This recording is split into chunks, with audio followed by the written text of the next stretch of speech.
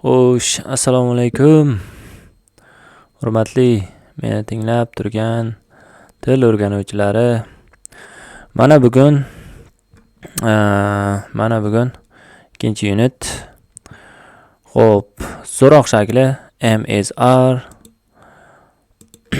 Bilasizmi? Tilni o'rganish juda oson. Agar siz qunt bilan harakat qilib o'rganaversangiz, tilni o'rganish to'g'risi oson. Xo'p, bugun M is R da o'tamiz. M is R bu so'roq shakl. Xo'p, avvalambor biz shaklini o'rganar ekanmiz. Shaklini sababi pozitivda ko'rgandik. I'dan keyin masalan I'ga M bo'lsa, he, she, itga is bo'lsa, we, you, they ga R bo'lsa, endi birinchi o'rganib turganlar muammosi savol bo'lishi mumkin. I degani men degani. O'zbek tilida men deymiz-ku. He, she, it degani u degani. Bu birinchisi erkak kishi uchun, ikkinchisi ayol kishi uchun, uchinchisi hayvonlar va jonsiz narsalar uchun. Endi we biz ko'plik uchun shaxslarda, endi bu shaxs olmoshlari o'sha shaxs bo'lib keladi. You sen, siz senga ham ketadi, they ular. Endi qarang, diqqat qilamiz, bu yerda so'roq shakli masalan shaxsni mana shu tubedan keyinga o'tkazamiz. Bu am I, is he, she, it, are we, are you, are they. Qisqasi shunaqa. Bu yoqda am I right deyapti. So'roq shaklini nima qilyapti?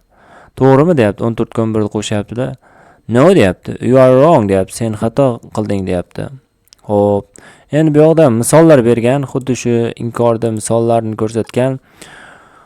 Xo'p, inkorda misollarni ko'rsatgan. Is your mother deyapti. Is your mother is your mother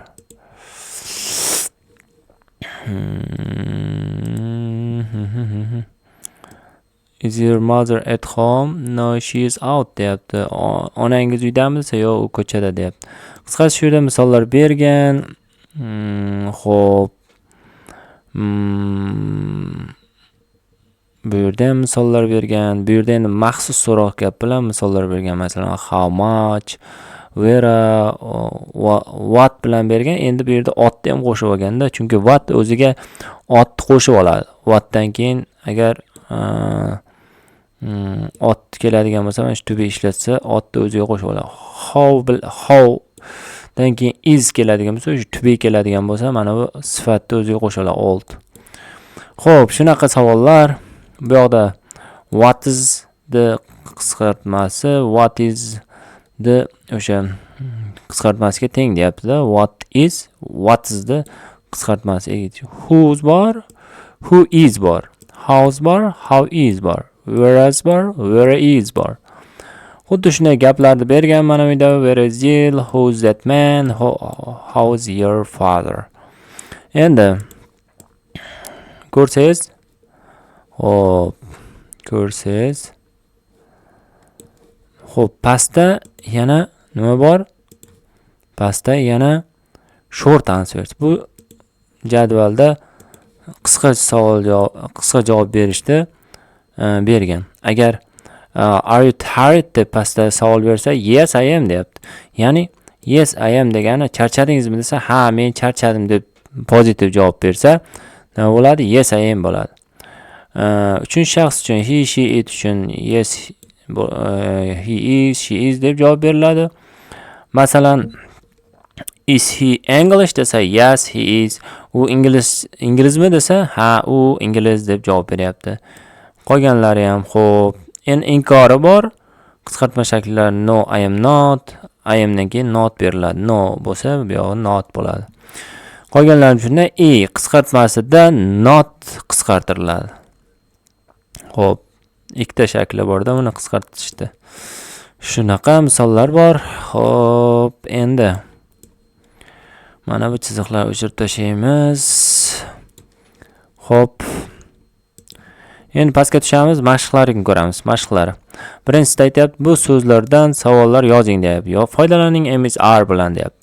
Endi bu so'zlarni boshiga mana shu MSRni to'g'ri keladiganini qo'yib chiqsangiz, bo'ldi savol hosil bo'ladi. Masalan, your mother ga is qo'ygan. Sababi onangiz u deb turun tushunishasiz. Your parents bo'lsa ota-onalaringiz, ular bo'ladi, demak are bo'ladi bunisiga. Keyingisi this hotel, bu mehmonxona jonsiz narsa bo'lgani uchun is bo'ladi. You ga are dedik, the shops do'konlar are bo'ladi, the park is bo'ladi. Endi maxsus so'roq so'zlar MSRni foydalanib nima qilish kerak? So'roq tuzish kerak. O'zi maxsus so'roq so'zlarni qo'ygan ekan. Masalan, birinchisi what colordan keyin is qo'ygan. Keyingisi where'dan keyin is qo'yiladi. Keyingisi where'dan keyin are qo'yiladi, sababi socks ko'plikda turibdi. How olddan keyin is qo'yiladi. Keyingisi colordan keyin is are qo'yiladi. Keyingisi why'dan keyin qo'yiladi. How muchdan keyin who dan keyin, keyingisi why'dan keyin. Qisqasi shunaqa. Keyingisi savollarga javob ber deyapti. Oldin birinchi savollarga javoblarni o'qi deyapti. Xo'p, savollar tuzish uchun javoblarni o'qishimiz kerak. Birinchisida Paul deyapti. Demak, ismini aytyapti. Siz what's your name deb turib, mana bu qavsidagi so'zdan foydalanib gap tuzishingiz kerak. Mana tuzilgan o'zi. Married or single? Are you married or single? Turmush, ya'ni oila qurganmisiz, uylanganmisiz yoki yolg'izmisiz deb savol beryapti. Bu yoqda Britishmisiz? Are you British deb berishimiz kerak.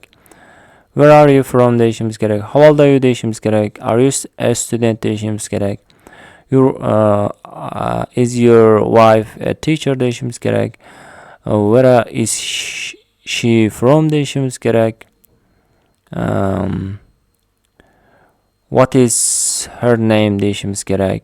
How old is she deyishimiz kerak. Qisqasi shunaqa savollar berishimiz kerak. Bu yoq qisqa savol javob oson. Negativ yo pozitiv qilishimiz kerak. Bugun sovuqmi desa yo'q. No, I am not deyishimiz. No, it is not deyishimiz kerak. Qisqasi mana bu is so'roq bo'lsa, o'shani pozitiv qilib turib qisqa qilsak, mana bu it oldinga chiqadi. It is deb keyin not qo'yib qo'yamiz. No, it is not. Qisqasi shular, ko'rib olaverasizlar. Keyingi darsga xudo xolasa present continuous o'tamiz. Qisqasi tez o'tyapman, sababi bu juda oson. Agar savollaringiz bo'lsa bemalol berishingiz mumkin, bitta video o'qib turib tushuntirishim mumkin. Yoki o'zim tiktini olganman. Tikda bu o'qituvchilarni o'sha til bo'yicha, nima bo'yicha, mahorati bo'yicha, yana bir strategiyalari bo'yicha ustozlari sinaydigan test. Bu bo'yicha Sivan olganman. Yaxshi tushunib olganman. O'shalardan foydalanib, o'shalardagi nimalardan, terminlardan foydalanib, praktika qilib tushuntirishim mumkin. Xo'p, Allohga shukr, o'zimni darajam yetarli, B2 darajam bor, sertifikatim yana Sivan darajalarida olish niyat qilganman. Qolgan taraflama o'z ustimda ishlayapman. Hozircha shular. Xo'p. Endi esa videoni to'xtatamiz shu joyda.